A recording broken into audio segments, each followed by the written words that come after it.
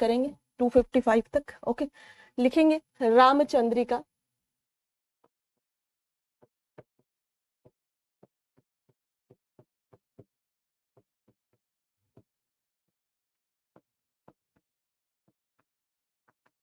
अब जैसा कि नाम है रामचंद्रिका, इतना तो आपको आइडिया लग गया होगा कि श्री राम से संबंधित कुछ चीजें होंगी इसमें। अब यही रामचंद्रिका को रामचरितमानस के साथ में, ठीक है, इसी को रामचरितमानस के रूप में रामचरितमानस के साथ में कंपेयर करा जाता है और देखा यह जाता है कि तुलसीदास जी ने और इन्होंने केशव दास जी ने किस तरीके से, किस अंतर के साथ में इन रचनाओं को रचा है। ठीक है जी, चले रामचंद्रिका, डेट है आज 14 दिसंबर।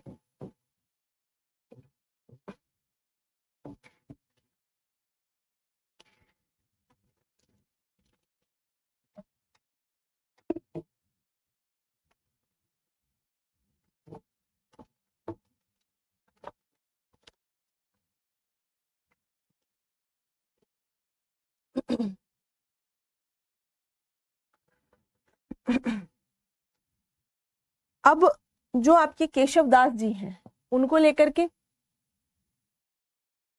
इस चीज को देखा जाता है कि रीतिकाल से संबंधित जो प्रवृत्तियां थी क्या वह इनकी रचनाओं के अंदर हैं। जैसे कवि प्रिया है, रसिक प्रिया है, बारहमासा है और भी इनकी तमाम रचनाएं हैं जिनके आधार पर उन प्रवृत्तियों को देखा गया है वास्तव में जो रीतिकाल की प्रवृत्तियां होनी चाहिए। तो इसके लिए कुछ विद्वानों का ऐसा मत है कि केशव दास जी को रीतिकाल के प्रवर्तक या रीतिकाल के प्रमुख कवि के रूप में संज्ञा दी जानी चाहिए, परंतु वहीं पर दूसरे कुछ विद्वान आ जाते हैं और उन विद्वानों का यह मत है कि क्योंकि एक कॉन्टिन्यूएशन नहीं हुआ, एक लगातार वाली जो प्रक्रिया होती है वह नहीं हुई और लगभग 40 साल का एक गैप आया जिसके कारण इनको रीतिकाल के प्रवर्तक या रीतिकाल के जो शुरुआती कवि हैं उनकी संज्ञा नहीं दी जा सकती। हालांकि इनकी रचनाओं में अलंकारों के साथ साथ में रसों की भी उतनी ही अधिकता है। जो रस की यहाँ पर मैं कुछ ग्रंथ आपको इनके बताऊंगी जिनमें नवरसों को वो दी गई, यानी कि नो के नो रसों को बहुत बड़ी मात्रा में विद्यमानता दी गई है और जिसके आधार पर यह कहा जा सकता है कि रसों की खान है ये। ठीक है, कई जगह पर यह भी कहा जाता है इनको कि क्योंकि इन्होंने रस अलंकार इतने ज्यादा छाप दिए हैं जिससे कि एक जो मौलिकता थी वो खत्म हो गई, या फिर जो एक ओरिजिनलिटी थी, जो एक स्वाभाविकपन था किसी रचना में, वो स्वाभाविकपन जाता रहा। तो इस तरीके के आक्षेप इनके ऊपर लगते रहे हैं।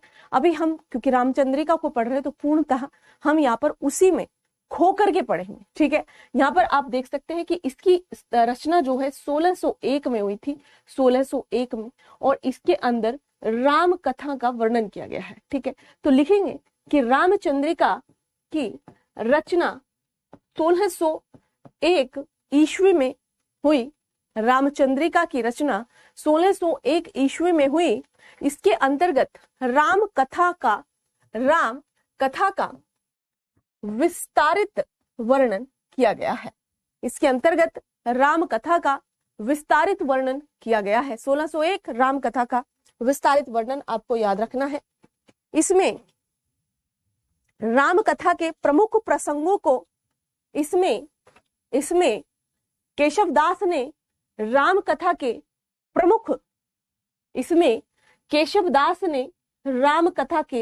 प्रमुख प्रसंगों को, जो भी महत्वपूर्ण या प्रमुख लगे उनको, उन प्रसंगों को चुनकर अब इसमें जो इनकी एक खास बात रहती है वो रहती है इनकी छंद योजना और इनकी संवाद योजना वास्तव में काबिल तारीफ है। तो यहाँ पर इनकी जो छंद योजना है, उस छंद योजना के अंतर्गत इन प्रमुख प्रसंगों को चुनकर छंदबद्ध किया है, यानी कि छंदों से बांध दिया है। अब यहाँ पर जो इनकी ये छंद योजना है और दूसरी मैंने क्या कहा, संवाद योजना, यहाँ इसका कोई भी सानी नहीं है। देखा जाए यदि हिंदी साहित्य के स्तर पर तो वास्तविक तौर पर इनको इसमें एक बहुत बड़ी महारत हासिल है। लिख लिया, केशव दास ने प्रमुख प्रसंगों को चुनकर छंदबद्ध किया है तथा साथ ही इनके द्वारा प्रस्तुत प्रसंगों में संवाद योजना संवाद योजना का नियोजन, इनके द्वारा प्रस्तुत प्रसंगों में संवाद योजना का नियोजन हिंदी साहित्य के स्तर पर अतुलनीय है। हिंदी साहित्य के स्तर पर अतुलनीय है।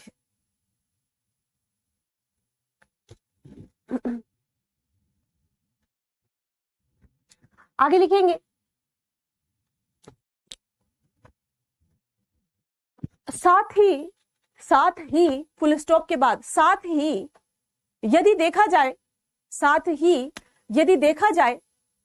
तो केशव दास ने प्रसंगों को अपने अनुसार, साथ ही यदि देखा जाए तो केशव दास ने प्रसंगों को अपने अनुसार चुन करके, यानी जो अच्छा लगा, ठीक है, साथ ही यदि देखा जाए तो केशव दास ने प्रसंगों को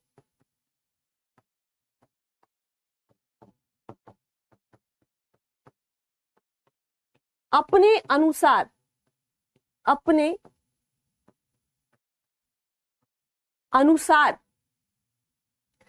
रचनाओं में लिया है तथा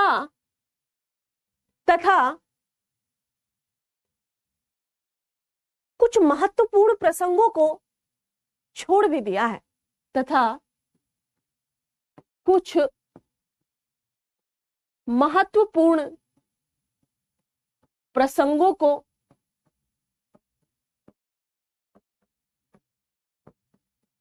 छोड़ भी दिया है, तथा कुछ महत्वपूर्ण प्रसंगों को क्या कर दिया है, छोड़ भी दिया है।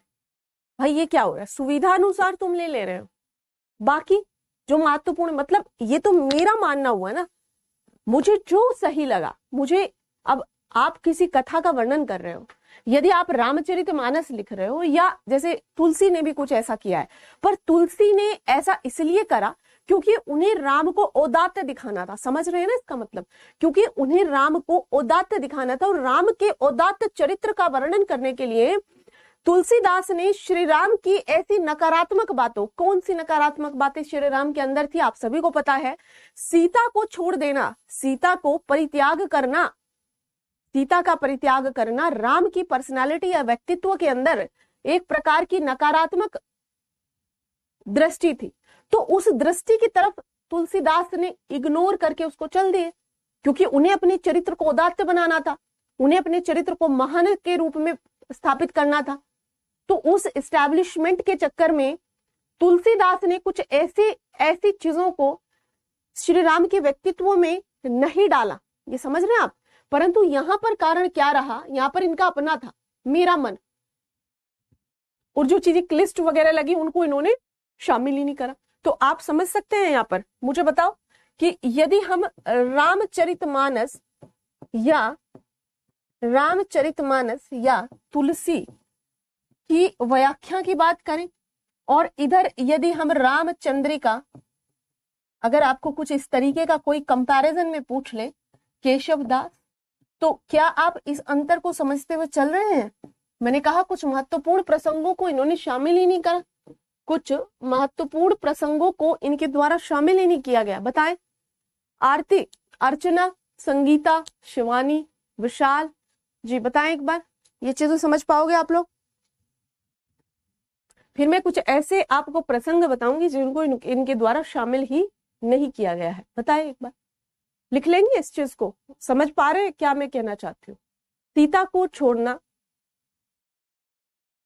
हाँ, और कौन सा बता रहे हैं अभिषेक, दिख नहीं रहा, हाँ, संबुकवध, बिल्कुल संबुकवध और सीता, क्योंकि कोई भी औदात्त प्राणी या कोई भी ऐसा महान कैरेक्टर किसी का वध नहीं करेगा, समझ रहे हैं, बिल्कुल अभिषेक। तो उन्होंने उन चीजों को, क्योंकि जो श्री राम के व्यक्तित्व में नकारात्मक धारणा का उद्विकास करती हैं, उन पर्सनालिटीज को, या सॉरी उन कैरेक्टरिस्टिक्स को उनके द्वारा छोड़ दिया गया, समझ रहे। यहां पर तो राज्याभिषेक ही छोड़ दिया।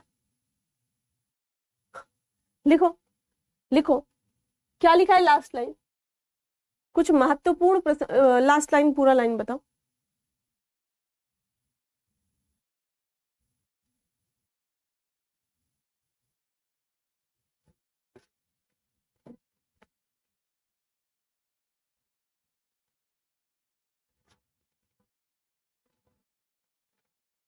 थोड़ा सा समझ रहे हैं, थोड़ा क्यों, ज्यादा क्यों नहीं? परेशानी हो तो वो बताओ, थोड़ा सा नहीं समझना, हमें पूरा समझना है ना। हम किनको कंपेयर कर रहे हैं यहाँ पर? हम रामचंद्रिका के रचयिता हैं केशवदास जी, और हमारे जो तुलसीदास जी हैं उन्होंने रामचरितमानस की रचना करी, जो एक विजार्ड है अपने आप में। कुछ महत्वपूर्ण प्रसंगों को छोड़ दिया है, जैसे जैसे लिखे, जैसे यहां पर लिखेंगे, जैसे एक छंद में राम का राज्याभिषेक छोड़ दिया, एक छंद में राम का राज्याभिषेक ही छोड़ दिया बेचारों ने। अच्छा, दूसरी बात, यहाँ पर एक और बात है, मैं बताती हूँ अभी ऑरली, पहले बाद में लिखवाऊंगी उसको। यहाँ पर ये क्योंकि खुद केशवदास जी महाराज जो है हमारे, ये एक तरीके से राजा के जैसे रहे शासक, तो इन्होंने, जैसे यहाँ पर अगर हम तुलसीदास जी को देखेंगे, मैं कंपैरिजन के लिए बता रही हूँ, बाद में लिखवा भी दूंगी, अभी याद आया इसलिए। यहाँ पर दो स्थिति है राम की, एक है वन वाली और एक है राजा वाली, ठीक है। तो यहाँ पर तुलसीदास ने वन वाली को ज्यादा सुपीरियरिटी दी है, यानी कि इसको समझाने के लिए तुलसीदास ने अपना एड़ी चोटी तक का जोड़ लगा लिया, ज्यादा वर्णन वहीं पर कर रहे हैं, क्योंकि वहां पर उनके जो श्री राम प्रभु है वो उदात्त है। देखो याद रखेंगे, जब मैं कह रही हूँ उनके श्री राम प्रभु, इससे मेरा मतलब, उनके से मेरा मतलब है, क्योंकि श्री राम के लिए कई राइटर्स ने लिखा है, समझ रहे हैं, श्री राम के लिए, तो वो उनके श्री राम। आपको इस तरीके से भी आ सकता है, फॉर एग्जाम्पल जब हम राम की शक्ति पूजा पढ़ते हैं, किनकी है राम की शक्ति पूजा? निराला जी की है, ठीक है। तो जब निराला जी की राम की शक्ति पूजा पढ़ते हैं, उनके लिए, निराला जी के लिए श्री राम एक मानव है। और जब हम यहाँ पर पढ़ रहे हैं, जब हम भक्ति काल में पढ़ रहे हैं, तो वहां पर श्री राम एक भगवान है, समझ रहे हैं, मानव है, भगवान है, किसके उदात्त है, किसके अनुदात्त है, किसके क्या है, वो सबके लिए डिफर हो जाते हैं, वो सबके लिए भिन्न भिन्न हो जाते हैं। That's why I am saying कि उनके श्री राम, ओके। तो यहाँ पर आप देखेंगे कि वहां पर तुलसी जी जो है वन वाले श्री राम को ज्यादा महत्व देते हैं, राजा वाले पार्ट को कम कवर करते हैं। परंतु हमारे केशवदास महाराज जो हैं वो खुद उस राजसी प्रवृत्ति से रहे हैं, दैट्स व्हाई इन्हें यहाँ वाला वर्णन करने में ज्यादा मजा आता है, समझ रहे हैं। लिखे, केशवदास की रचना समझ में नहीं आ रही है, कोई बातें अभी आ जाएगी, अभी पढ़ी नहीं है ना, इसलिए समझ नहीं आ रही। इतना समझे कि केशवदास ने रामचंद्रिका नामक रचना करी है, जिसमें श्री राम के वर्णन को इन्होंने दर्शाया है, ठीक है, नथिंग एल्स। चलो, एक छंद में राम के राज्याभिषेक को छोड़ दिया, दूसरे छंद में वनवास व भरत को राज देने का वरदान मांगना चित्रित कर दिया है। दूसरे छंद में राम को वनवास व भरत को राज देने का वरदान चित्रित कर दिया है। यानी दूसरा जो छंद है उसमें क्या कर दिया, आपको याद होगा, माता केकई ने क्या वरदान मांगा था? माता केकई ने 2 वरदान मांगे। 2 वरदानों में एक में कहा कि भरत को राजगद्दी, इससे कोई दिक्कत नहीं थी दशरथ को, भरत को राजगद्दी। होता क्या था, अगर हम ट्रेडिशंस को माने तो जो ज्येष्ठ पुत्र हुआ करते थे, ज्येष्ठ पुत्र ही राजा के पद के योग्य यानी राजकुमार होते थे और वही राजा बनते थे अगले उसमें। यहाँ पर भरत ज्येष्ठ पुत्र नहीं थे। यदि यहाँ पर देखें तो यहाँ इनकी 3 रानियां थी, कौशल्या, सुमित्रा और केकई। कौशल्या, सुमित्रा और केकई। आप मुझे बताएं कि कौशल्या के कितने बेटे थे, सुमित्रा के कितने और केकई के कितने, फटाफट से बताएं। ये तो श्योर है कि केकई का पुत्र भरत था, है? तो यहाँ पर आप देखेंगे कि केकई ने इन भरत जी को क्या बनाने की बात करी, कहा कि इनको राजगद्दी चाहिए। चलो कोई दिक्कत नहीं, ओके, इट्स ओके, राजगद्दी दे देंगे भरत को। दूसरे वरदान में क्या मांगा? दूसरे वरदान में मांग लिया कि श्री राम को 14 वर्ष का वनवास। अब इसमें जब हमने वहां पर हम पढ़ रहे थे पीछे, श्री राम को 14 वर्ष का वनवास, तो इसमें हमने क्या चीज पढ़ी थी, पर उसको हम यहाँ पर नहीं बताएंगे, यहाँ पर लिखना नहीं शुरू कर देंगे। मैंने कहा आपको जब जिसको पढ़ रहे हैं उसको अलग अलग रखें। यहाँ पर हमने क्या पढ़ा था? हमने पढ़ा था यहाँ पर कि जब देवताओं ने यह देखा कि अब राम का राज्याभिषेक होगा और राम राज्याभिषेक के बाद में राजगद्दी को धारण करेंगे, उसके बाद में उनकी फर्स्ट प्रायोरिटी यानी पहली प्रायोरिटी राजा की गद्दी का निर्वहन करना, और अपनी प्रजा के सुखों का ध्यान करना हो जाएगा, तो जो दक्षिण की तरफ पाप बढ़ रहे हैं उन पापों का क्या होगा, रावण का विनाश कैसे होगा। तो कहा यह जाता है कि Kaikeyi she was a very visionary women, वो बहुत ही दूरदर्शी महिला थी, और उन्होंने अपनी दूरदर्शिता के आधार पर यह देख लिया था कि यहाँ साउथ की तरफ क्या हो रहा है। पहले तो भारतीय उपमहाद्वीप हुआ करता था, तो श्रीलंका नहीं हुआ करता था, यहीं पर साउथ में यानी दक्षिण में भारतीय उपमहाद्वीप के दक्षिण भाग में पापों का सिलसिला बड़ी मात्रा में बढ़ते चला जा रहा था। यहीं पर रावण नाम का एक दैत्य, हालांकि बहुत ज्यादा विद्वान थे, पंडित थे, और उन्होंने अपने इस ज्ञान को नकारात्मक दिशा में ले जाते हुए लोगों को परेशान करना, अहंकार के भाव को उत्पन्न करना और पापों को बढ़ाना शुरू कर रखा था। इसलिए देवताओं ने जब इस चीज को देखा तो केकई के ऊपर आ गए। केकई के ऊपर नहीं, वो मंथरा के ऊपर आ गए, और मंथरा ने केकई जो कि इतना प्रेम किया करती थी श्री राम से, उनको भड़काना शुरू कर दिया, और जिसके आधार पर केकई ने 14 वर्ष का वनवास श्री रामचंद्र जी के लिए मांग लिया। ये चीज पर ये हमें यहाँ पे परिलक्षित नहीं करनी। केशवदास ऐसा नहीं मान रहे। केशवदास तो देख लो दूसरे छंद में यहाँ पर क्या कर दिया, कह रहे एक में राज्याभिषेक छोड़ दिया और दूसरे में यहाँ पर पटरानी क्या होता है भाई, एक तरीके से रानी को कहा जाता है, जो कि वो होती है, अरे क्वीन जो होती है, या मतलब है ना, उसी को कहा जाता है आई थिंक। ठीक है, ये हो गया। एक कौशल्या के था, एक सुमित्रा के, क्या कह रहे हैं, केकई के एक था और सुमित्रा के दो थे। कौन कौन थे सुमित्रा के, बताएं। सुमित्रा जी के बेटे कौन कौन थे। कौशल्या के श्री राम थे, हैं, ये कह रहे हो। सुमित्रा के दो थे, क्या बेटों का नाम था, हो गया, चलिए लिख लिया। नेक्स्ट लिखेंगे आप, शुक्ल जी यहां पर कहते हैं, शुक्ल जी के द्वारा केशवदास के लिए कहा जाता है,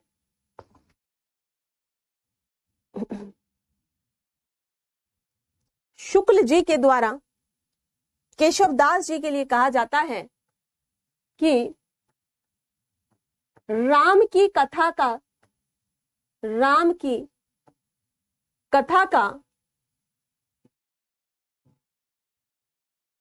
वर्णन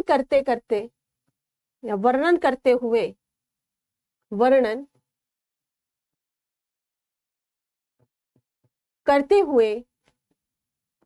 केशवदास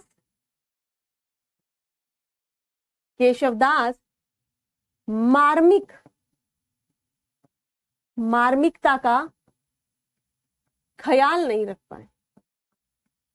मतलब मार्मिकता क्या है, मार्मिकता कुछ ऐसे दृश्य जिनको देखकर हमारा हृदय मर्म से भर जाता हो, हमारे हृदय में मर्म उत्पन्न। याद करिए कोरोना के समय में वो फोटो, जब कुछ बुजुर्ग व्यक्ति शायद मध्य प्रदेश से अपने घर की तरफ जाने को रवाना हुए, रास्ते में ट्रेन की पटरी से चल रहे थे, कोई ट्रेन आई, उनको मार करके चली गई। उन रोटियों के फोटो को याद करो, जो सूखी रोटियां वो अपने पल्ले में बांध करके लाए थे, वो मार्मिक दृश्य था। एक महिला जिसके पति को ऑक्सीजन की कमी थी, ऑटो में बैठ करके महिला जान रही है कि पति कोरोना पॉजिटिव है, अपने मुंह से उस पति को ऑक्सीजन पास कर रही है, अपने मुंह से उस पति को सांसें देने की कोशिश कर रही है। ये होता है मार्मिकता। ठीक है, यानी कि ऐसे मार्मिक दृश्यों को केशवदास ने रखा ही नहीं। कौन से है मार्मिक दृश्य, जब श्री राम 14 वर्ष के लिए वनवास जाने को तैयार हो रहे हैं, पिता पुत्र वियोग में तड़प करके मर जा रहे हैं। और ये पुत्र वियोग क्या था, इसको कहानी को जोड़ा जाता है कि जब पूर्व अवस्था में, श्रवण नाम के व्यक्ति का नाम आपने जरूर सुना होगा, श्रवण ने यह सोचा कि मेरे माता पिता जो अंधे हैं, उनको मैं ले जाकर के कुछ धामों की यात्रा कराऊं। ये जो कावड़ आज चलती है, ये श्रवण कुमार को ही फॉलो करती है। तो तराजू सी बनाई और दोनों मतलब उसको ऐसे रखा और माता और पिता को उस तराजू में बिठाया और श्रवण कुमार निकल पड़ते हैं धामों की यात्रा कराने के लिए अपने माता और पिता को। मार्ग में चलते चलते जब माता पिता ने जल पीने की इच्छा जाहिर की तो श्रवण कुमार उस तुला को रख करके जल लाने की कोशिश में किसी वाटर बॉडी के पास पहुंचते हैं, जल निकाय के पास पहुंचते हैं। तभी दशरथ कुमार किसी शिकार की तलाश में जंगल में होते हैं। जैसे ही श्रवण ने किसी पात्र में नदी से पानी लेने की चेष्टा की तो नदी में जो आवाज आती है, दशरथ ने भी इंटेंशनली नहीं मारा श्रवण को। जैसे ही दशरथ ने तीर चलाया, क्योंकि वहां लग रहा था कोई पशु पानी पी रहा है, तो अंदाजे से ही सब किया करते, दूरबीन तो थी नहीं। तो देखा कि कोई पशु है तो उसको लक्षित करके तीर चलाया। तीर जाकर के श्रवण कुमार के छाती में लगा और जब उनकी आह निकली तो देखा कि कोई मनुष्य है। तो दशरथ जी भागे भागे गए और पूछा कि मुझसे बड़ी भारी गलती हो गई, भूल हो गई, मुझे माफ कर दो। परंतु तब तक उनके आघात इतना तेज था कि वह जो है मृत्यु के बिल्कुल पास थे और उन्होंने कहा मेरे माता पिता बैठे हैं, प्यासे हैं, जाकर के उनको जल पिला दो। दशरथ कुमार वहां जाते हैं और अपने उनके माता पिता को जल पिलाते हैं। वो अंधे होते हैं, बेचारे को देख के दया भी आती है, क्योंकि दशरथ जी कोई बुरे व्यक्ति तो थे नहीं कि इंटेंशनली करेंगे, वध करेंगे किसी का। उसके बाद में वो पूछते हैं ऐसा ऐसा, तो बेचारे उस चीज को वहां पर स्वीकार भी कर लेते हैं।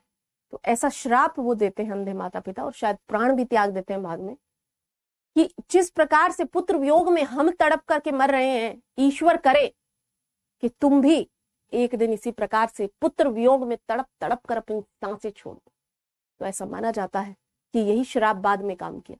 ठीक है, तो खैर ये सब वो है, इनको क्या कहा जाएगा, आजकल शब्द याद नहीं आ रहे हैं, है ना। अभी बताती हूँ क्या कहा जाएगा। ठीक है, चलो, तो ये लिख लिया कि केशव दास मार्मिकता का ख्याल नहीं रख पाते, मार्मिकता का ख्याल नहीं रख पाते। ये कोई ओवरऑल इनके ऊपर आक्षेप नहीं है, रामचंद्र शुक्ल जी की देन है। और रामचंद्र शुक्ल जी क्योंकि हिंदी साहित्य में एक बहुत बड़े आलोचक हुए हैं, तो हम उनको इग्नोर नहीं कर सकते। अगर वह किसी पर कोई इस तरीके का आक्षेप आरोप लगा रहे हैं तो हम उसको जरूर अपने क्वेश्चन के आंसर में डालेंगे। तो केशव दास क्या कर रहे हैं, मार्मिकता का ख्याल नहीं कर पा रहे हैं। आगे लिखेंगे इसमें कि इसके अतिरिक्त संवाद योजना की तीव्रता, इसके अतिरिक्त संवाद योजना की, सॉरी यहां पर लिख लिया आपने कि केशव दास मार्मिकता का ख्याल नहीं करते हैं। तुलसीदास ने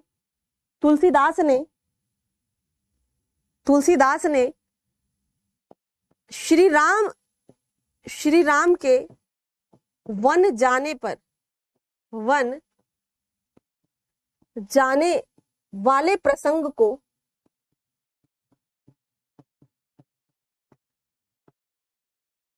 श्री राम के वन जाने वाले प्रसंग को, तुलसीदास ने श्री राम के वन जाने वाले प्रसंग को इतना मार्मिक, हाँ किंवदंती नहीं कहेंगे, इतना मार्मिक और जीवंत बनाया।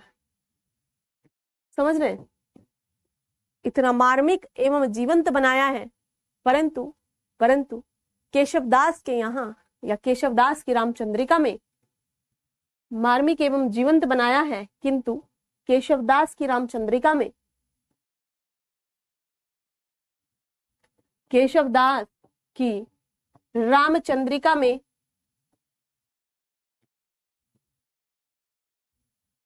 श्री राम का वनागमन यानी कि वन की तरफ आगमन, यही हुआ ना, वनागमन। श्री राम का वनागमन केवल एक सूचना मात्र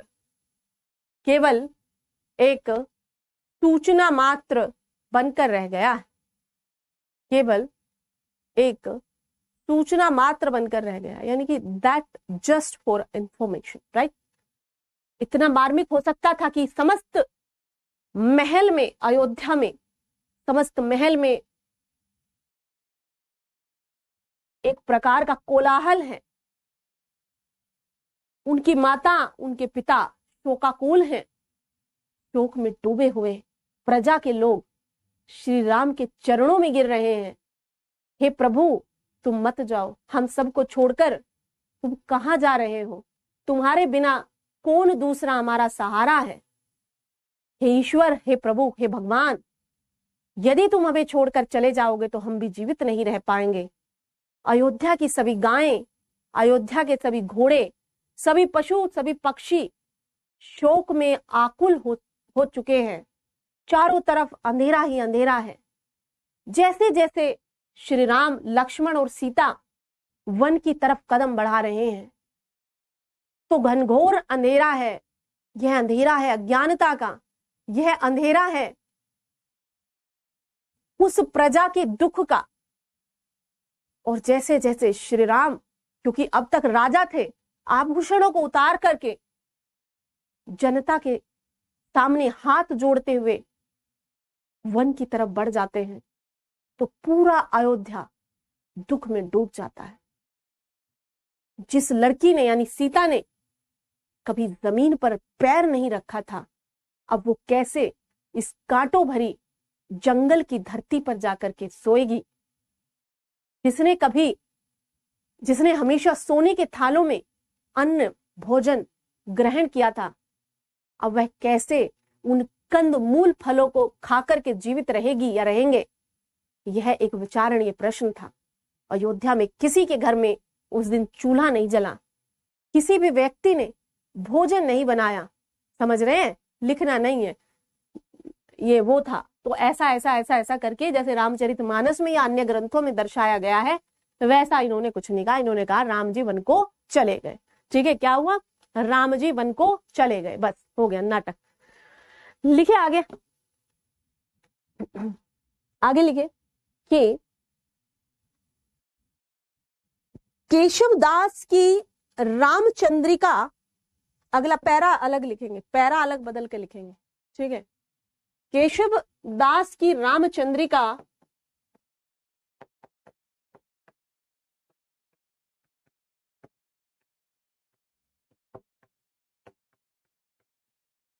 संवाद योजना के स्तर पर, संवाद योजना के स्तर पर, यानी डायलॉग्स बहुत तगड़े डाले हैं। भले कुछ प्रसंगों को छोड़ दिया, कुछ को लपेट लिया। संवाद योजना के स्तर पर विशिष्ट रचना है, विशिष्ट रचना है। इसकी विशिष्टता, इसकी विशिष्टता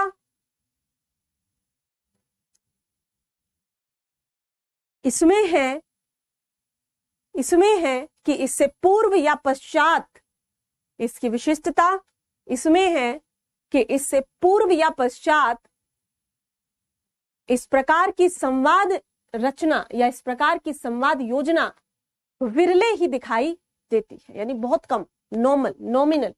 ठीक है, इसके पश्चात या पूर्व विरले ही दिखाई देती है। लिख लिया?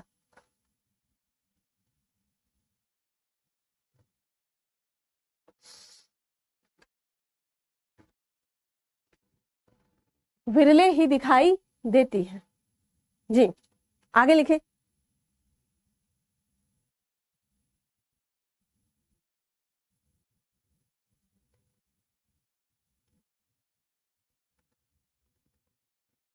आचार्य रामचंद्र शुक्ल के अनुसार, आचार्य रामचंद्र शुक्ल के अनुसार केशव की, आचार्य रामचंद्र शुक्ल के अनुसार केशव की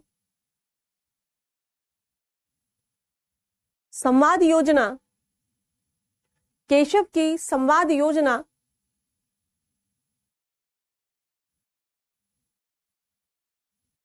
वास्तविक अर्थों में, केशव की संवाद योजना वास्तविक अर्थों में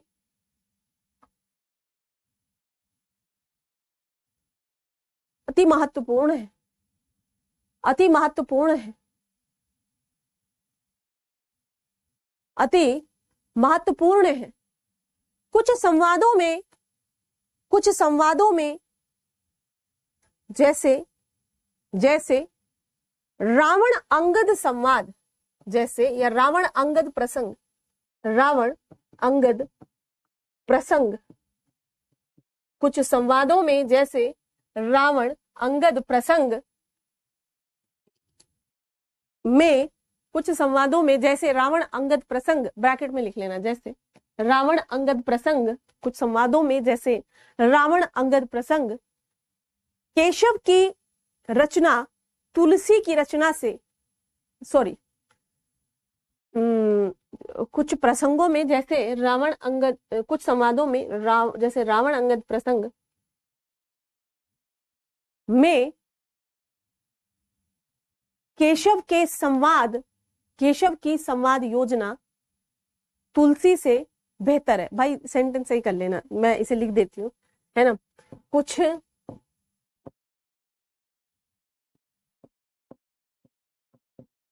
संवादों में जैसे रावण अंगद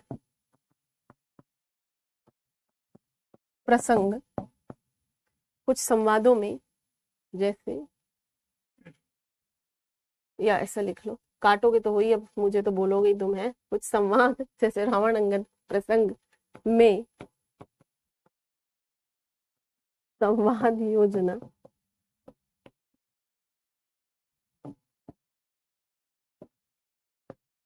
तुलसी की तुलना में केशव के यहाँ महत्वपूर्ण है। लिख पाओगे? देख लेना, लिख लो इसको, ठीक है, अपने से बना लो, ये वाला लिख लो। कुछ समाज जैसे रावण अंगद प्रसंग में समाज योजना तुलसी की तुलना में केशव के यहाँ महत्वपूर्ण है, या बढ़िया है इसमें, ठीक है, लिख लिया।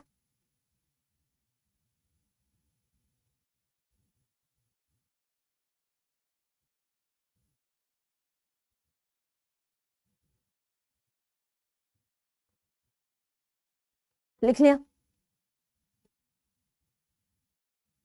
आगे लिखेंगे, अगली लाइन से लिखेंगे, केशव की रामचंद्रिका में, केशव की रामचंद्रिका में छंद नियोजन, केशव की रामचंद्रिका में छंद नियोजन भी विशिष्ट है, भी विशिष्ट है। यहीं पर राम स्वरूप चतुर्वेदी जी के अनुसार, हालांकि छंद वो उसमें अच्छा है, संवाद भी अच्छा है, परंतु इसमें राम स्वरूप चतुर्वेदी भी एक अच्छा आलोचक है। वो क्या कहते हैं? अजायब घर कहते हैं, कहते इतना, अजायब घर में क्या होता है? अजायब घर क्या होता है, समझते हो ना? अजायब घर क्या होता है बताओ? परंतु राम स्वरूप चतुर्वेदी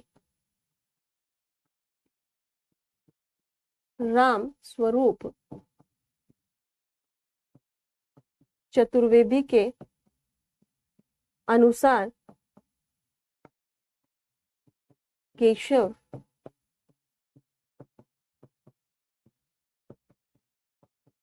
की रामचंद्रिका में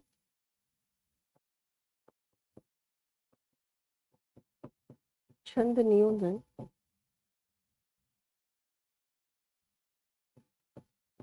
छंदों का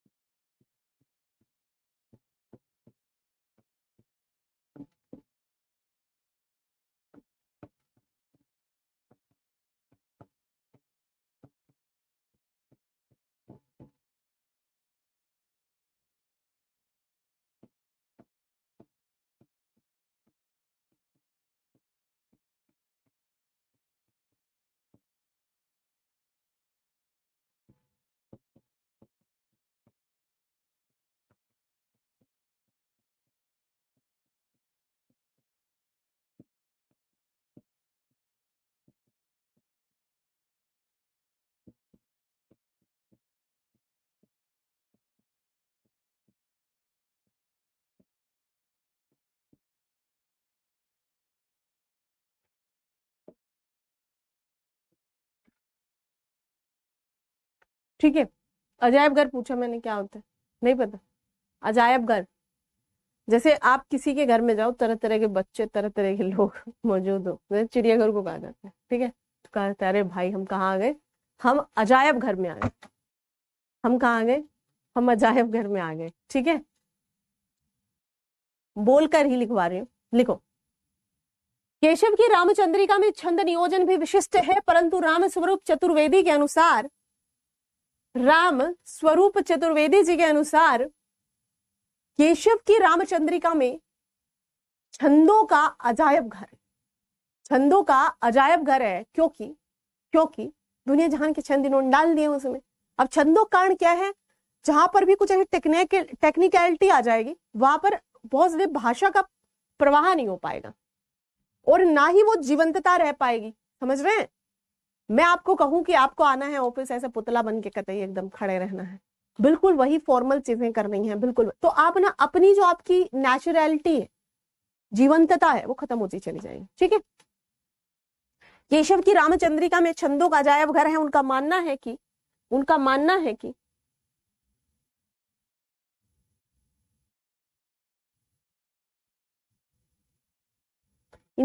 है कि छंदों के कारण, दुनिया जहान के छंदों के कारण, हाँ बिल्कुल, भिन्न प्रकार के प्राणी रहते हो, उसी को अजायब घर कहा जाता है। तो इनके यहाँ पर भी क्या है? भिन्न भिन्न प्रकार के छंद है, इसलिए इसको क्या कहा जाता है? इसीलिए इसको छंदों का अजायब घर कहा जाता है। लिख लिया आप लोगों ने? म्यूजियम एक अलग चीज होती है बच्चे, म्यूजियम में सारी एंटीक चीजें रहती हैं, ठीक है। Museum that is a different thing. उनका मानना है कि छंदों के कारण भाषा में प्रवाह इनका बाधित होता है और जीवंतता का भी अभाव रहता है, ठीक है जी। आगे लिखें, नेक्स्ट पैरा से या फिर एक और लाइन इसी में लिखें कि केशव के द्वारा जितना छंदों की विविधता के लिए प्रयास किया गया है, केशव के द्वारा जितना, उसी पैरा में लिखेंगे, जितना छंदों की विविधता के लिए प्रयास किया गया है, भाषा का प्रवाह और लयात्मकता, भाषा का प्रवाह और लयात्मकता उतनी ही ज्यादा उपेक्षित हुई है, यानी उपेक्षा की गई है, उसको इग्नोर किया गया है, ठीक है जी। भाषा का प्रवाह और लयात्मकता उतनी ही ज्यादा उपेक्षित हुई है। ये चीज लिख लेंगे अपने इसमें बढ़िया तरीके से।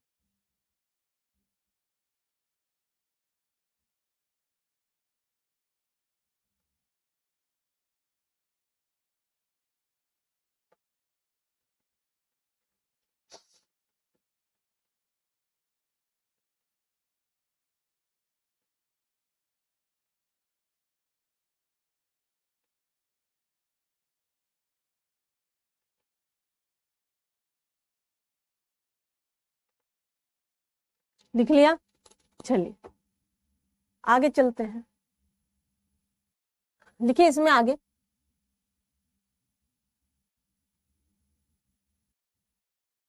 रामचंद्रिका में केशव दास ने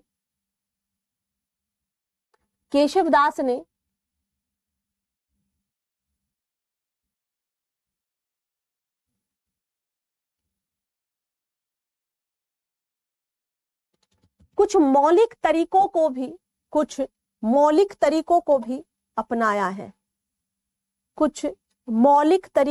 अपनाया है, या मौलिक, ये नए जो लिखना है, मौलिक तरीकों को भी अपनाया है,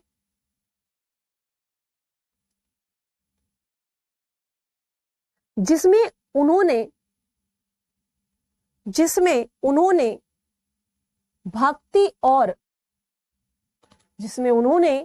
भक्ति और राजसी वैभव, जिसमें उन्होंने भक्ति एवं राजसी वैभव दोनों ही पक्षों पर बल दिया है, यानी राजसी वैभव को भी बल दिया है और भक्ति को भी। भक्ति इसीलिए इसको कहते हैं भक्ति काल भी है और आपका रीति काल भी है, अलंकार भी है, रस भी है, भक्ति भी है, सब है। ठीक है,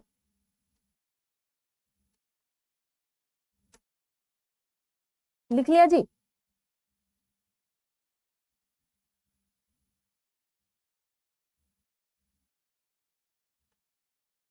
बल दिया है, ठीक है।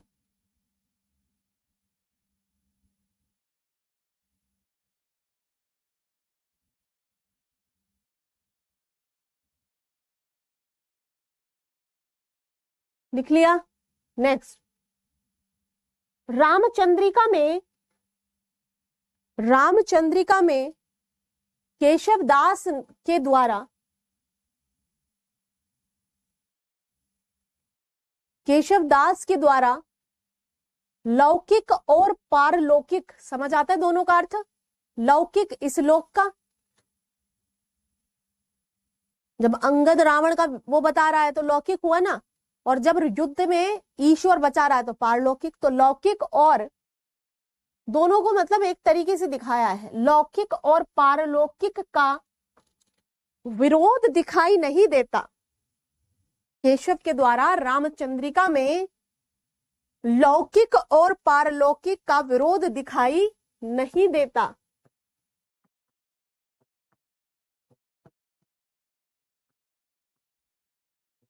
लौकिक एवं पारलौकिक का विरोध दिखाई नहीं देता। अंत में, अंत में, रचना के अंत में, ऐसा लेंगे, रचना के अंत में, रचना के अंत में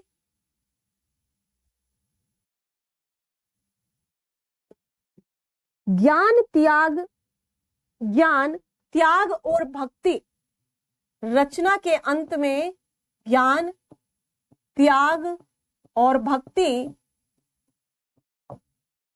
को केशव ने वरीयता अवश्य दी है। केशव ने वरीयता यानी प्रायोरिटी अवश्य दी है, क्योंकि क्योंकि यह तीनों ही, क्योंकि ये तीनों ही भारतीय संस्कृति, ये तीनों ही भारतीय संस्कृति की के केंद्रीय बिंदु रहे हैं। ठीक है, यानी ऐसा नहीं कुछ कि लोक पारलोक में कोई अंतर हो, उधर राम उड़ रहे हो, है ना, इधर पृथ्वी पे विचरण हो रहा हो, यानी दोनों चीजों को बड़ा जोड़ा है, अलगाव नहीं किया इनके बीच में। ठीक है, हालांकि बाद में जैसे ज्ञान की प्राप्ति हुई, है ना, यहाँ पर आप देखेंगे भक्ति होती है किनकी, त्याग करते हैं, श्री राम त्याग करते हैं इतना बड़ा तगड़े तरीके का। ठीक है, यहाँ पर इन चीजों को एक सेंट्रल थीम के रूप में जरूर प्रस्तुत किया है, क्योंकि केशवदास इंडिया के अंदर लिख रहे हैं, भारत की ये सेंट्रल फोकस्ड प्रवृत्तियां रही हैं। ठीक है जी, लिखेंगे आगे इसमें।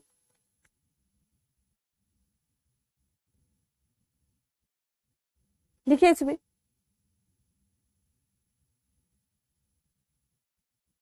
कि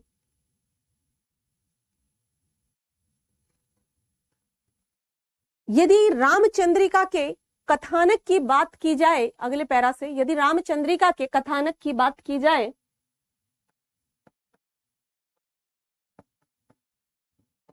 यदि रामचंद्रिका के कथानक की बात की जाए तो यह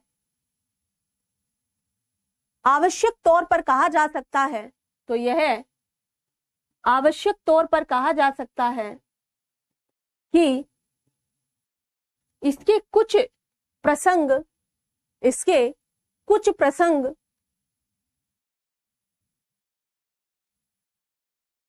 आरतीपाल जी, इसमें रावण नहीं उड़ता, रामचंद्रिका में रावण नहीं उड़ता।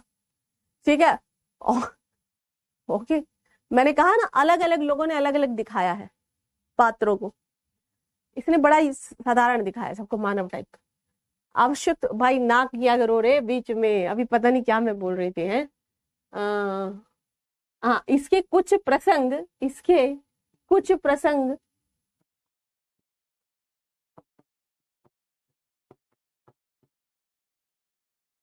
इसके कुछ प्रसंग आवश्यक ही या अवश्य ही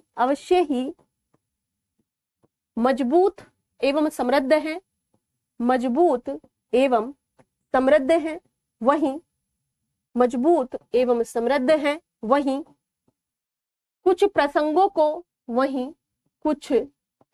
को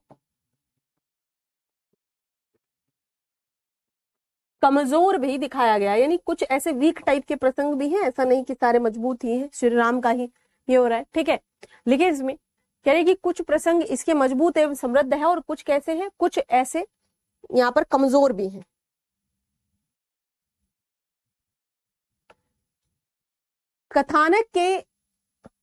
कथानक को बनाने में केशवदास ने कई प्राचीन संस्कृत ग्रंथों कथानक के निर्माण में केशवदास ने कई प्राचीन संस्कृत ग्रंथों तथा कई विद्वानों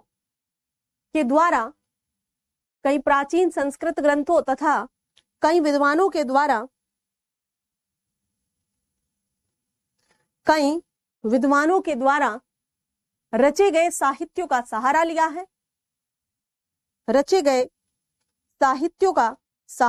है,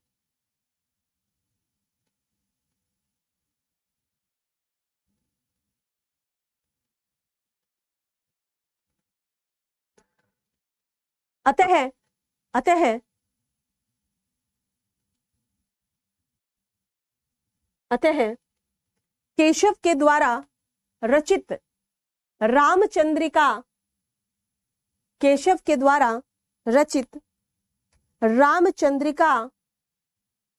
एक वैविध्य स्रोतों से पूर्ण रचना है। लिखेंगे आगे, अगला हेडिंग है ये, केशवदास की रामचंद्रिका में संवाद योजना। केशवदास की रामचंद्रिका में संवाद योजना। लिखे इसमें क्या संवाद योजना है।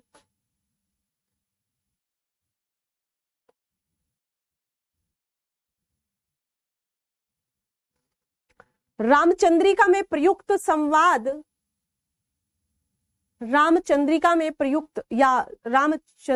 प्रयोग किए गए संवाद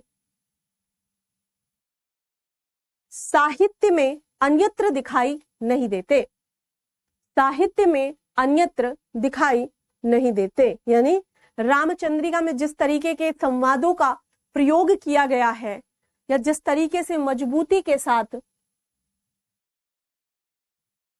ठीक है, लिखे इसमें कि रामचंद्रिका में प्रयोग किए गए संवाद साहित्य में अन्यत्र यानी अन्यत्र दिखाई नहीं देते।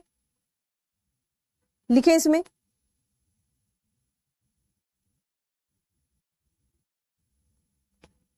केशवदास के द्वारा प्रयोग किए गए प्रमुख संवादों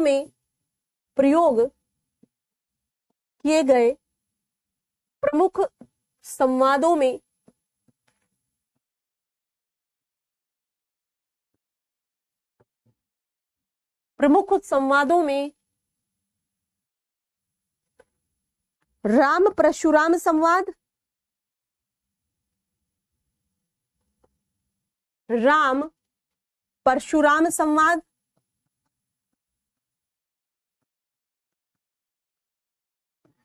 लक्ष्मण संवाद,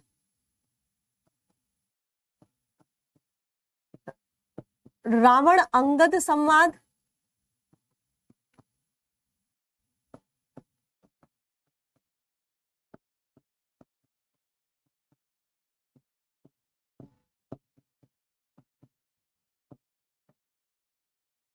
आदि शामिल है।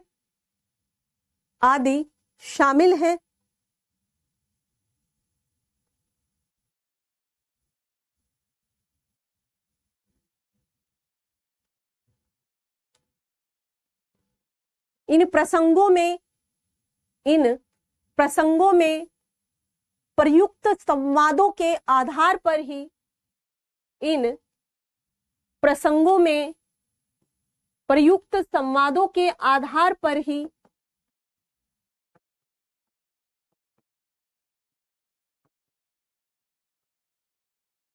कथानक या रामचंद्रिका का कथानक, रामचंद्रिका का कथानक विकसित हुआ तथा इनके माध्यम से ही पात्रों का चरित्र भी उद्घाटित हो रहा है या उद्घाटित हुआ है। उद्घाटित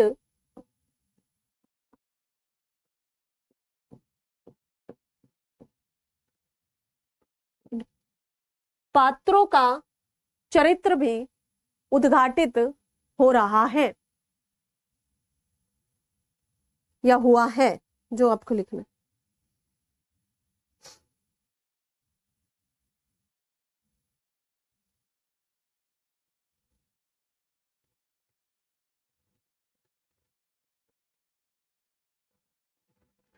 इसी के आधार पर रामचंद्र शुक्ल जी, इन्हीं के आधार पर, ऐसा लिखे, इन्हीं के आधार पर रामचंद्र शुक्ल जी यह कहते हैं कि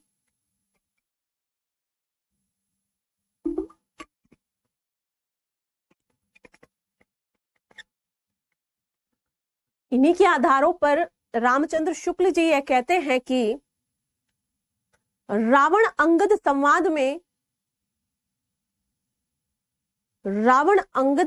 में किया गया केशव का वर्णन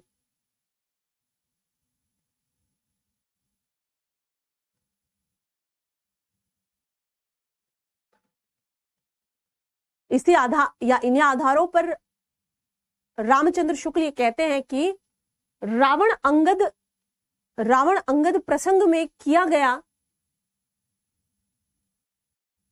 संवाद नियोजन केशव के यहां तुलसी से भी सुंदर है। केशव के यहां तुलसी से भी सुंदर है, लिखें।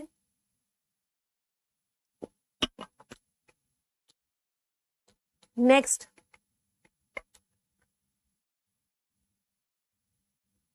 कहीं कहीं पर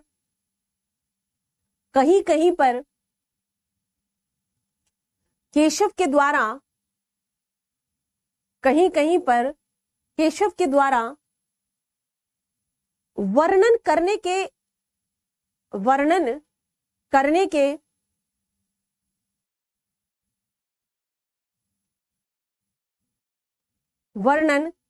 के स्तर पर गागर में सागर भर देना, मुहावरे का अर्थ बताओ जल्दी से मुझे। गागर में सागर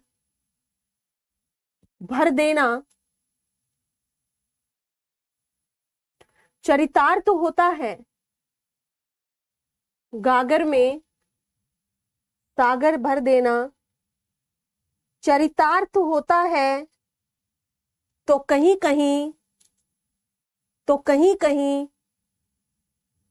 बड़े लंबे प्रसंगों को, तो कहीं कहीं बड़े लंबे प्रसंगों को अति संक्षिप्त रूप से, बिल्कुल बड़ी बात को छोटे शब्दों में कह देना या कम शब्दों में कह देना। बड़े प्रसंगों को, कहीं बड़े प्रसंगों को संक्षिप्त रूप से वर्णन कर देना, संक्षिप्त रूप से वर्णन कर देना केशव की व्यक्तिगत विशेषता रही है। बड़े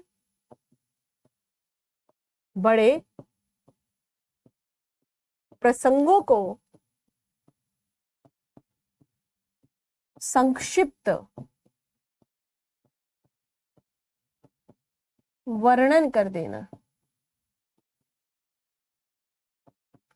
केशव की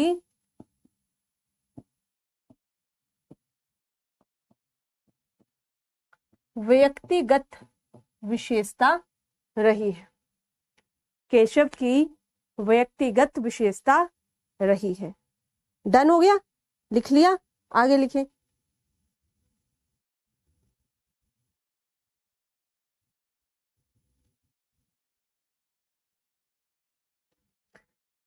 अगले पैरा में लिखेंगे केशव दास की अन्य विशेषताओं के अंतर्गत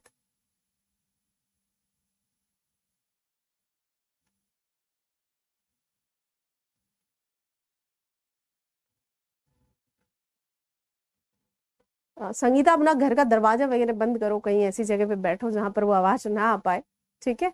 थोड़ा मैनेज करो चीजों को, ओके? जो जो हमारे पास रिसोर्स है हमें उसी में करना है अपना काम, ठीक है? या बाद में देखना, अभी आप डीजे सुनो जाके, ठीक है?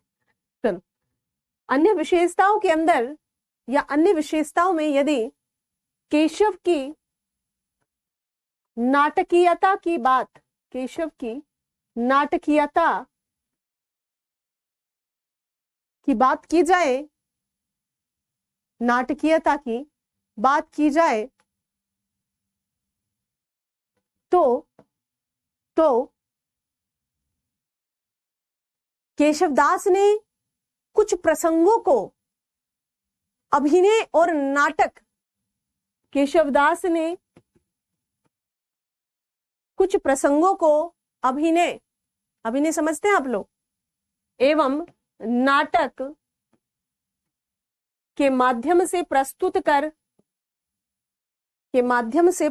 कर इतना जीवंत बना दिया है, इतना जीवंत बना दिया है, बिल्कुल एकदम लाइव, समझ रहे हैं? अभिनय एवं नाटक के माध्यम से प्रस्तुत कर इतना जीवंत बना दिया है कि पाठक वर्ग, इतना जीवंत बना दिया है कि पाठक वर्ग अपने आप को पात्रों के साथ जोड़ लेता है, ठीक है? अभिनय किया, नाटक किया, उस नाटकीयता से सामने वाले को ये समझा देना कि मैं ही तुम और तुम ही मैं हूं, यानी कि तुम पात्रों के साथ, कैरेक्टर्स के साथ कैसे रिलेट कर पाते हो, ये एक आर्ट है, ये एक गुण है जो कि केशवदास के अंदर पाया जाता है। यहां पर इन्होंने जीवंत बना दिया है, ठीक है? नेक्स्ट लिखेंगे, एक क्वेश्चन पूछा जाता है यहां पर, और हमारी अगली हेडिंग भी वही है, केशव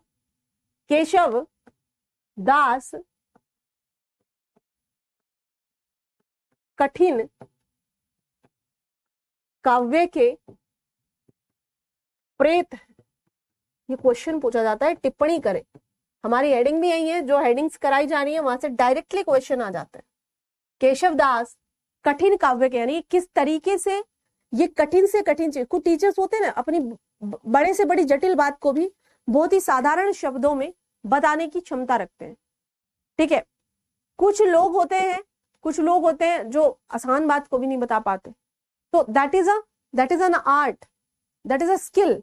आप देखोगे कि एक आईएएस ऑफिसर भी अपनी बात को नहीं समझा पा रहे हैं, दैट डजंट मीन कि they don't have knowledge, they have knowledge, that's why they all are on the post, right? आप देखोगे कुछ बड़े बड़े सचिव तक के लोग किसी एक छोटे से कॉन्सेप्ट को समझाने में विफल हो रहे हैं, तो इसका मतलब ये नहीं है कि उनकी किसी बुद्धि क्षमता पर हम प्रश्न चिन्ह लगाएं। प्रश्न चिन्ह नहीं लगा सकते, क्योंकि वो बहुत ही ज्ञानी प्रकार की प्रवृत्ति रखते हैं, तभी वो वहां पर बैठे हुए हैं। हम यदि बात करें कि एक अच्छा ऑरेटर होना, टीचर होना, कोई महान पोस्ट पर बैठना, सब अलग अलग बात है। तो यहां पर यदि कठिन काव्य को भी केशवदास बहुत ही आसान शब्दों में समझा पा रहे हैं, ठीक है? अरे भाई अभिषेक जी, शुक्रिया आपका, ठीक है? यहाँ पर आप देखेंगे कि कठिन काव्य को भी क्या कर रहे हैं, वो बहुत ही सरल भाषा में समझा पा रहे हैं केशवदास। तो यहाँ से सीधे प्रश्न पूछा जाता है कि केशव कठिन काव्य के प्रेत है या केशवदास कठिन काव्य के प्रेत है, इस पर टिप्पणी लिखो। ठीक है, तो इस पर टिप्पणी लिखते हुए हम यही सब लिखेंगे जो अभी लिखवा रहे। लिखे कि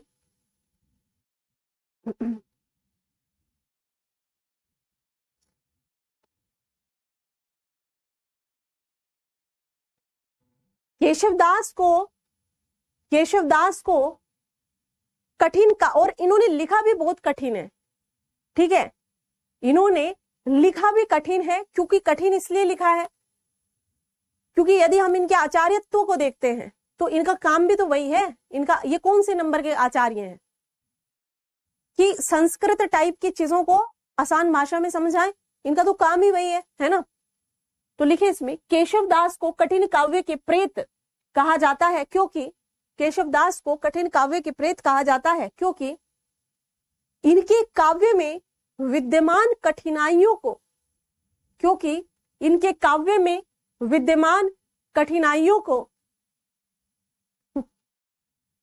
अरे भाई ठीक है, किस दिन डरावना चेहरा बना के आऊंगी तब आपको जल्दी याद हो जाएगा। ठीक है संगीता, यहां पर लिखो, क्योंकि इनके काव्य में विद्यमान कठिनाइयों को यह सरलता और सहजता से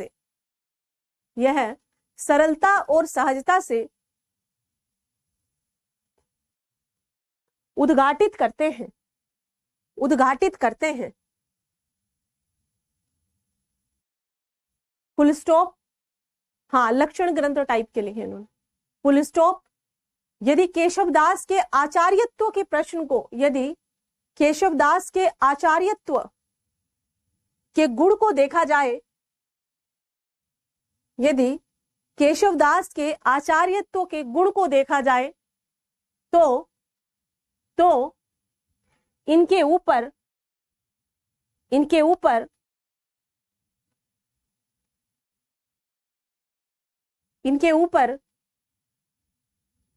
शासकों को सरल भाषा में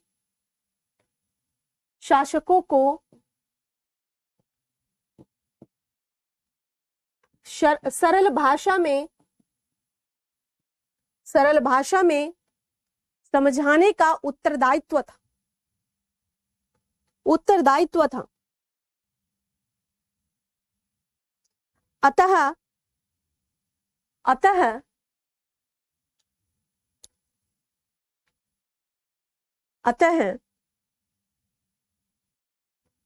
इनके कठिन काव्य के मूल कारणों में इनके कठिन काव्य के मूल कारणों में एक कारण यह है, इनके कठिन काव्य के मूल कारणों में एक कारण यह है कि इनके द्वारा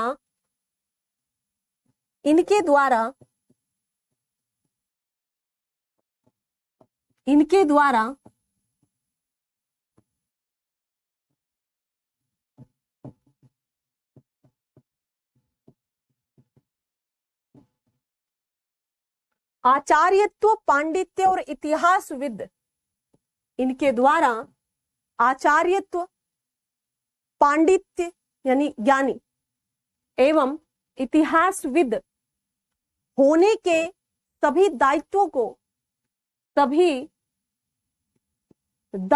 को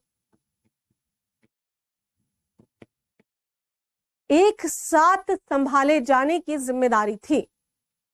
सेंटेंस सही हो गया, लिख लेना सही से। क्यों भाई, एक मूल कारण ये कि इन्हें तीनों लेके चलने थे, समझाना भी था, ज्ञान भी दिखाना था, इतिहास के पन्नों को भी पलटना था, रामचंद्र जी के इतिहास को भी लिखना था। ठीक है, ये सारे इनके कंधों पर थे। तो इसलिए भी अगर कठिन को सरल नहीं बताएंगे, उस समय का अगर लिखने लगेंगे, रामचंद्र जी के समय में कौन सी भाषा बोली जाती थी, अब 1600 में लिखने लगेंगे तो वो चीज खुदा ही समझ में नहीं आएगी। ठीक है, तो ये सब चीजें इनको एक ही साथ निर्वहन करना था। ये सारे इनके ऊपर में दिक्कत, इनके ऊपर में ये थे। ठीक है, लिखे आगे, लिखे फुल स्टॉप के बाद एक तरफ केशवदास के द्वारा विज्ञान गीता में, एक तरफ केशवदास के द्वारा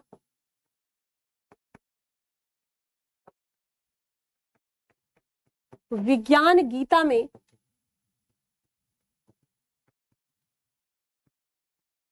दर्शन यानी फिलॉसफी, क्या है ये पुस्तक, विज्ञान गीता में दर्शन, संगीता जी को बता दो भाई कोई, मेरे को तो पता नहीं मैंने क्या बताया।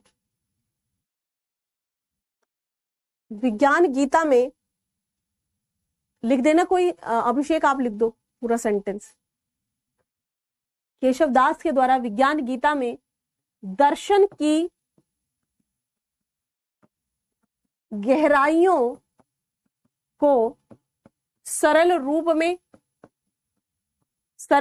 में उद्घाटित करना था। एक तरफ ये जिम्मेदारी, सरल रूप में उद्घाटित करना था। दूसरी तरफ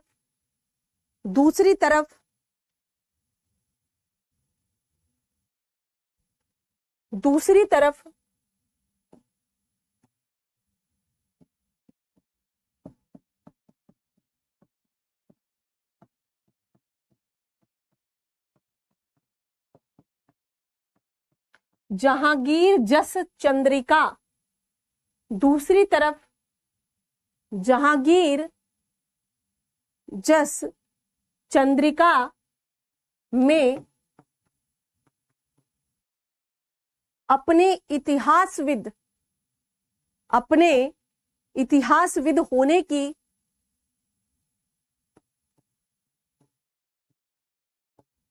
साध को साधना था।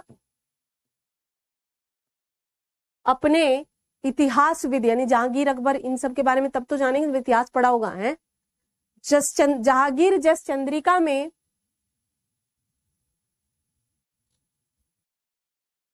इतिहासविद होने की साध को साधना था।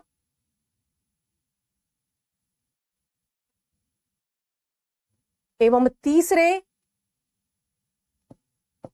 रसिक प्रिया एवं कवि प्रिया, रसिक प्रिया एवं कवि प्रिया में आचार्यत्व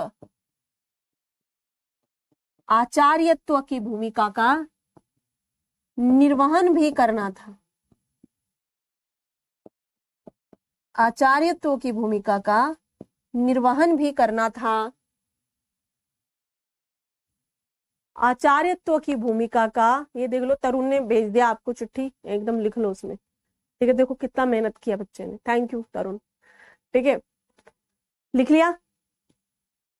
तीनों भूमिकाएं निभानी थी। हम इन, अगर देखो यहाँ पे मैंने रचनाएं क्यों लिखी, रचनाओं का नाम इसलिए लिखा, इससे ऑथेंटिकेशन मिल रहा है कि आपने केशवदास जी के बारे में आपको बेसिक नॉलेज है, और आप यहाँ पर इन 3-4 चीजों की रचनाओं को बता करके यू विल प्रूव कि इन्हें इसलिए कहा जाता है, काव्य जो है उसका, जो कठिन काव्य है उसका प्रेत इसलिए कहा जाता है। समझ आई बात? तो रचनाएं जब तक नहीं लिखोगे, भुकाली करते रहोगे, ये है वो है, आसान बता दिया, सरल बता दिया, किस में बता दिया, क्या बता दिया, वो भी तो लिखोगे ना कुछ। तो यहाँ पर लिखो, जिसको भूख लग रही जा खाना खा लो, और 2 घंटे का माइंड सेट करके आया करो, 1 से 3, उस दरमियान नो खाना नो एनीथिंग, राइट। इतनी तो लंबी क्लास भी नहीं होती, 1 घंटे 45-50 मिनट में तुम्हें सारी दुनिया की चीजें सूझ जाती हैं, ठीक है। तो खाना वाना खा के बैठा करो आराम से। कहीं ऑफलाइन में बैठोगे तुम जाके, वहां पे भी तब बीच बीच में करने जाओगे, बताओ जाओगे? तो लिखो ये तीनों रचनाएं लिख लो, और तीनों रचनाओं को इसलिए लिखोगे क्योंकि आप ऑथेंटिकेट कर रहे हो चीजों को, ठीक है। लिख लो आगे, लिख लिया?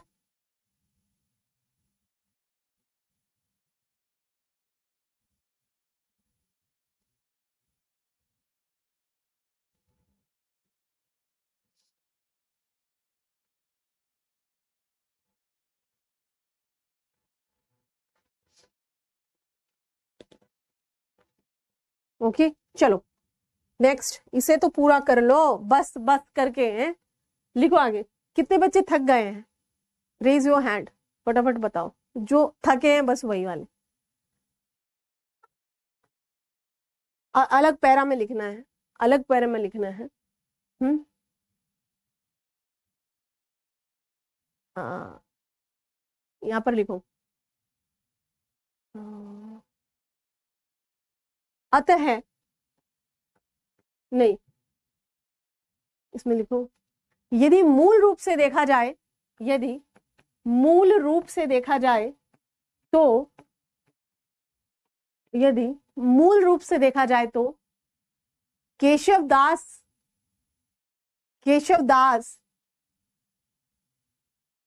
के काव्य में कठिनाई के पीछे, के काव्य में कठिनाई के पीछे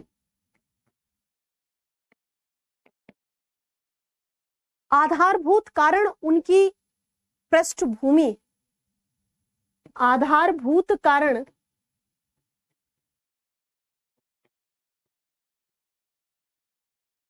उनकी पृष्ठभूमि यानी उनका बैकग्राउंड है, कहां पैदा हुए, कई पीढ़ियां संस्कृत की प्रकांड विद्वान, नहीं, आधारभूत कारण उनकी पृष्ठभूमि है, पृष्ठभूमि है,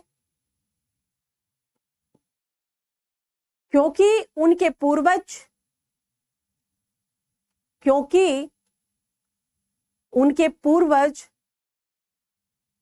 संस्कृत के प्रकांड विद्वान थे। कल अपने साथ लेके बैठना कुछ कुछ चीजें, ठीक है, एक पानी का बोतल, कॉपी पेन, दिमाग और कुछ खाने का, बीच बीच में खा लेना, ठीक।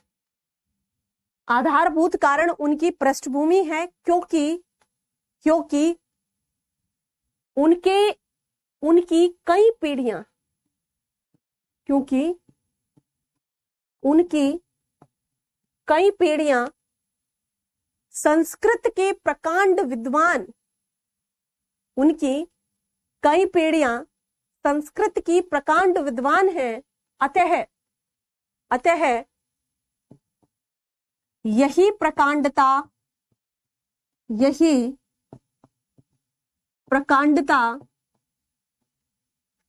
केशवदास की, यही प्रकांडता केशवदास की कठिन काव्य रचना के निर्माण में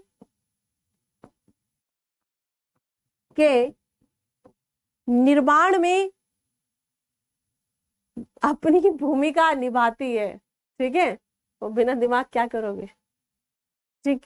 कठिन काव्य रचना के निर्माण में अपनी भूमिका निभाती है, समझ गए। आगे लिखेंगे,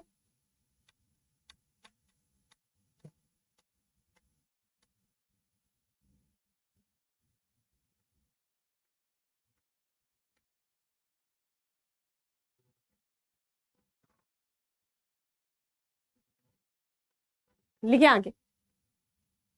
रामचंद्र शुक्ल, अगले पैरा में रामचंद्र शुक्ल, बस 5 मिनट और झेल लो। रामचंद्र शुक्ल केशवदास की आलोचना करते हुए कहते हैं, रामचंद्र शुक्ल केशवदास की आलोचना करते हुए कहते हैं कि केशवदास में संबंध निर्वाह करने की क्षमता का अभाव है। ये क्या मतलब हुआ, संबंध निर्वाह करने की क्षमता का अभाव है, यानी कहीं का कहीं जोड़ देते हैं, ऐसा पद बिखरा हुआ है। कई जगह बोलते हैं कि इसने बस ऐसे झोले में भर लिया है कुछ भी, है ना, उठा उठा के बिखरे हुए, फुटकल, है ना।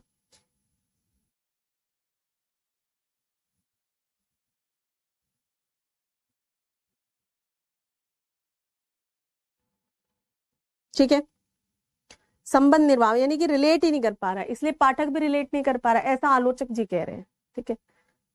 संबंध निर्वाह की क्षमता का अभाव है, जिसके कारण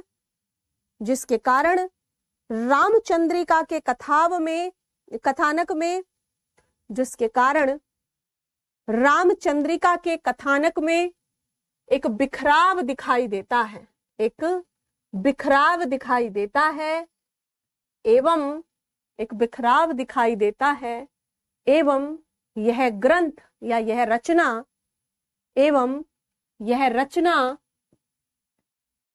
एवं यह रचना अलग अलग, यह रचना अलग अलग प्रसंगों का, अलग अलग, एवं यह रचना अलग अलग प्रसंगों का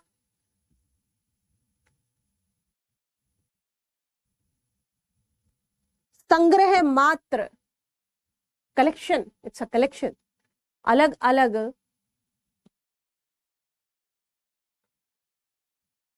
देखो मनोरमा जो है सुबह चाय पी के बैठी है खाली, सुबह से अब तक, ये भी गलत बात है Manorama, you have to eat something, right.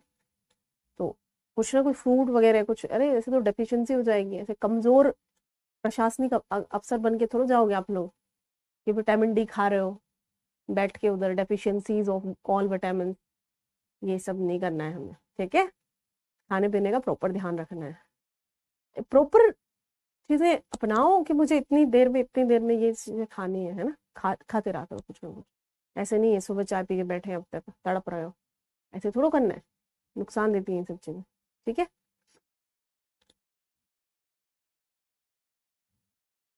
क्या था भाई, आपसे बात करने बैठो तो भूल जाती हूँ मैं। हाँ, अलग अलग प्रसंगों का संग्रह मात्र दिखाई पड़ता है, संग्रह मात्र दिखाई पड़ता है, ठीक है। चलिए आगे देखेंगे, इसमें एक आध चीज और लिख लो।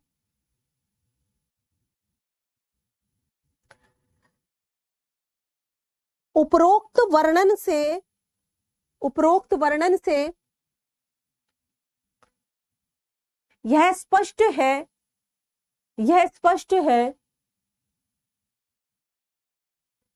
कि केशव का काव्य कठिन है, केशव का काव्य कठिन है,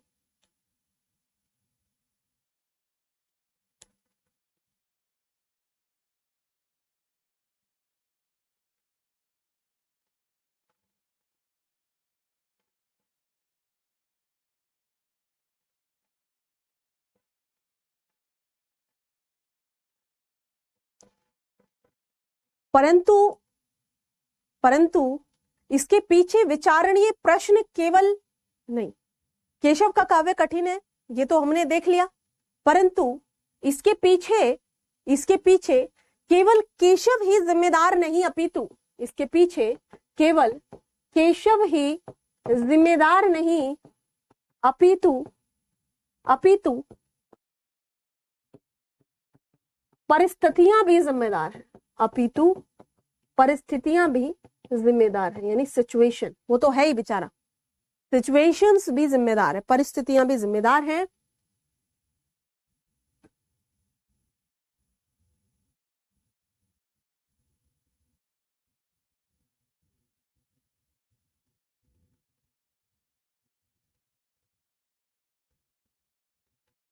देखिए आगे कि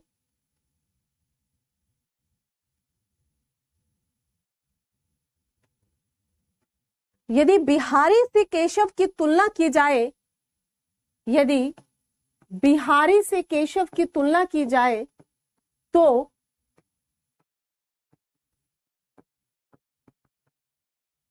तो तो बिहारी के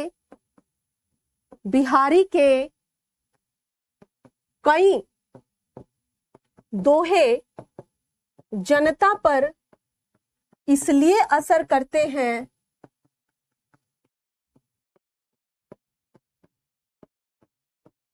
क्योंकि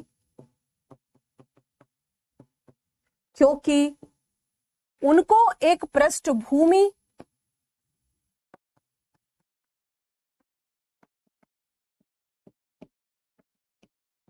बनी बनाई मिल गई,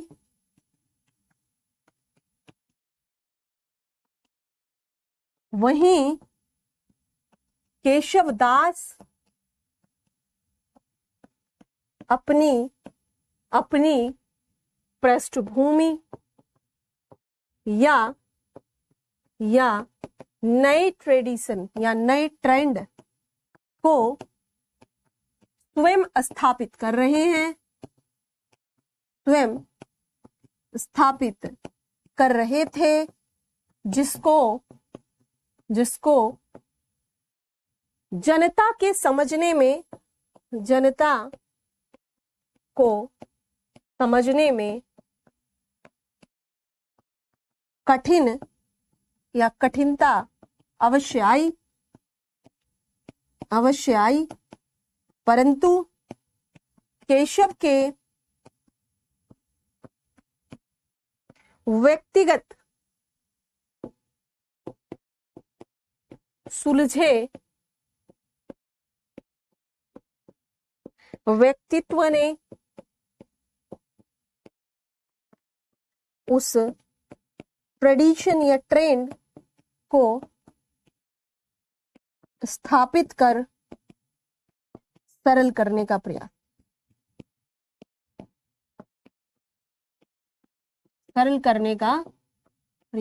किया। लिख लो इसको बराबर से। ओके, यहाँ पर क्या कह रहे हैं? कुछ बन रहा है आपके घर में? खा लेना भाई बाद में, पहले यहाँ लिखने से पूरा करना, ठीक है? लिखो से।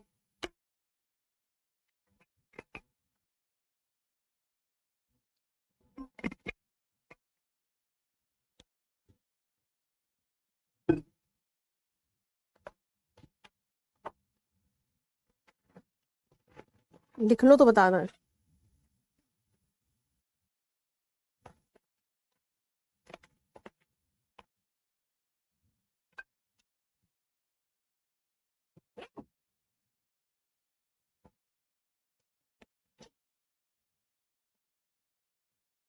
नोटेड? डन?